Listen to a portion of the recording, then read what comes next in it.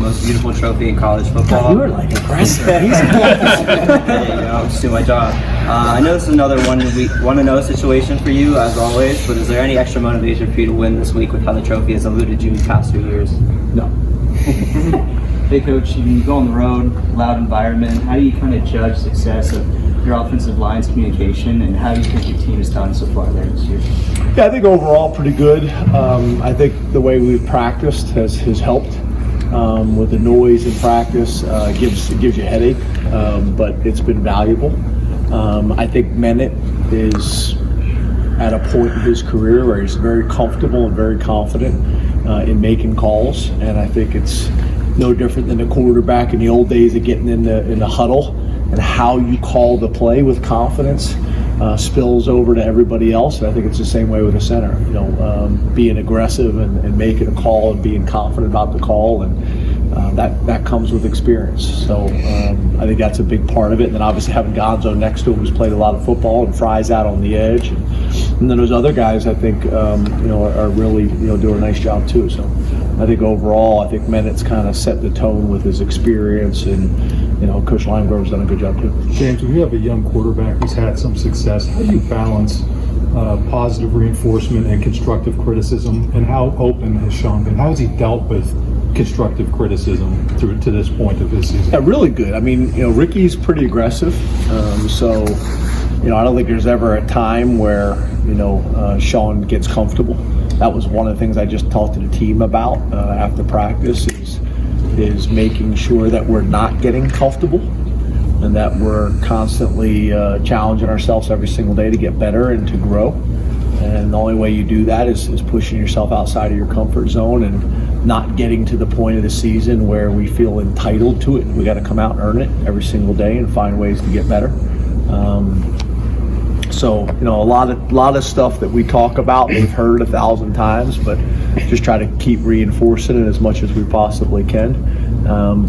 But Sean and all the quarterbacks get very honest, direct feedback all the time. Games, practices, meetings, all of it. But I also think we talked about this before. All these guys were recruited by Ricky. So I think that helped. That helped. When we made the transition and still at this stage. So those guys are very comfortable with Ricky and his style and his approach. James, how would you evaluate Lamont Wade's progress so far this season? Good. I think he's playing really well. I think he's playing really well. I think he's playing with a lot of confidence. I think he's very comfortable. We had a lot of discussions in the off season about how he wants to play and those types of things. And I just I think he's playing like a veteran guy now. Although he may not be a returning starter in terms of number of starts in games and things like that, he's played a decent amount of football, and he's an older guy and he understands what it takes, and he's also had a lot of success in his career, and the opportunities that he's getting in the game and how he's playing has led right back to that similar confidence that he's had in the past. So I think he's playing well. Talking about a guy like Lamont or Gonzalez or Fries, who have had kind of a longer road to the place they are now, I think a lot of us look at football players in general from year to year kind of in a Madden sense of like, you're this good this year, you'll be this good next year, you'll be that good next year. How do you, as a head coach who has recruited these guys and you coach them, how do you see like them developing? What makes you believe in them early on and know they can become this later on? Well, I don't know if you can make those types of predictions. I mean, obviously, you play a guy early like Mennett did. He showed enough things that got us excited. He had the size, he had the strength, he had the intelligence, he had the footwork, athleticism, those types of things. And you hope that throughout the games and throughout the season and throughout the years that they'll continue to grow. Some guys plateau off early and don't get a whole lot better. But I think guys like Michael and Gonzo and Fries, those guys have really, I think, what I've seen from them is they've really done a great job in the off season in terms of studying film, in terms of talking technique, in terms of going and visiting people, in terms of their bodies. a lot of times when these guys are young, they just want to get to 300 pounds. But when they get older, it's about how do you get to 300 pounds and it be the right weight. Dropping their body fat and those types of things, nutrition, sleep, hydration. When guys approach it the right way, then they have a chance to keep growing and getting better. And the experience helps. You're getting to a point now with Gonzo, Fries, and Bennett that there's not too many things that are going to show up in games or practice that they haven't seen before. James, we'll be talking to Terry Smith tomorrow, so I just wanted to ask you about one of your young freshman quarterbacks and a local kid here in Keaton Ellis. How has he progressed throughout the season, and is there anything you've learned about him since the start of the year that maybe you didn't know before the start?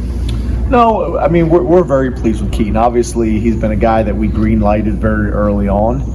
A lot of it is probably, obviously he's got athleticism and size and those types of things, but his maturity, his intelligence, he was able to earn the trust of the coaches very early on, and that's kind of, really what it's all about. They're all talented enough to play. It's about how do you go about your business that the coaches feel confident that you're going to do your job consistently, and that's what he's done and continued to do.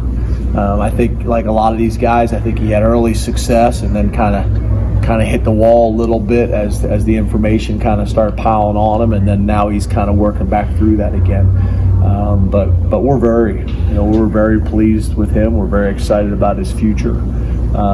He's got tremendous support, as you can imagine. I think him and Terry have a really good relationship, but he's gradually just getting better as the year goes on. But I don't know if there's anything that really jumps out that necessarily surprises me.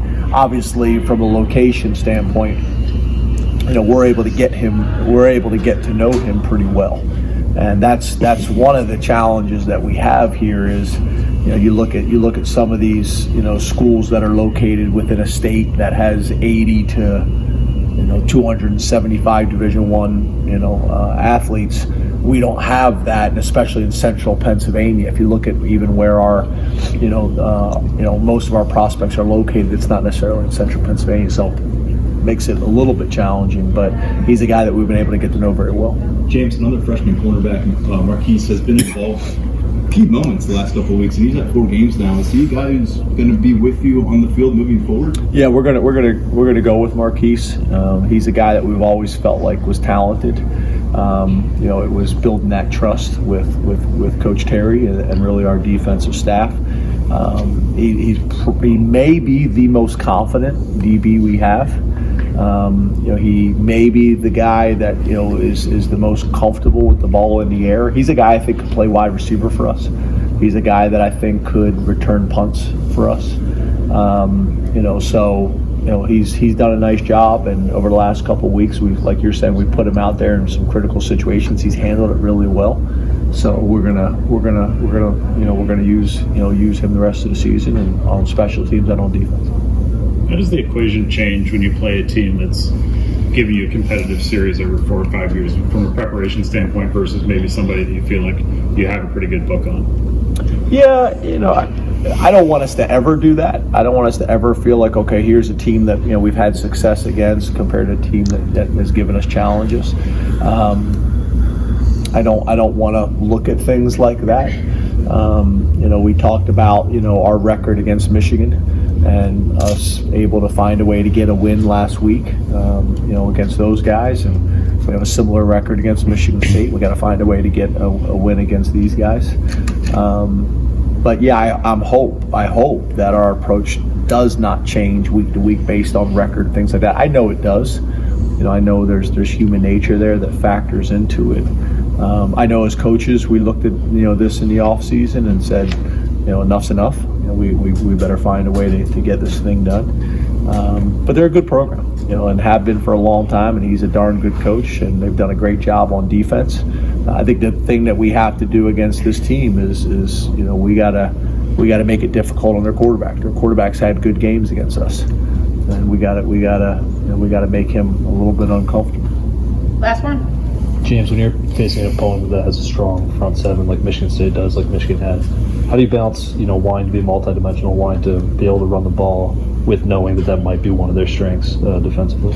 Yeah, I just think you can't ever just say, okay, they're really good at stopping the run, and we're going to throw the ball. You got to mix it in to help your quarterback. You got to mix it in to help your offensive line. If they know that you're predictable and just going to throw it all the time, then that's what they want. They want to make you one-dimensional. So we're going to mix it in, and that'll be for 4 quarters. That'll be some series that it's heavy run. There'll be some series that's heavy pass. But we just got to make sure that we continue to mix it in throughout the game. I think that's something that you always have to do, is you strive for balance as much as you possibly can. I think I've said this to you guys before. Balance doesn't always mean that you're going to pass it 50% of the time and run it 50% of the time. It's that you have the ability to do that. So I think we've done a pretty good job of that this year. But we're going to have to continue to do that. I think that's been a big part of our offensive line. I also feel like we've been able to run the ball this year against teams that supposedly are really good against the run. So that's been I think a big confidence boost for us.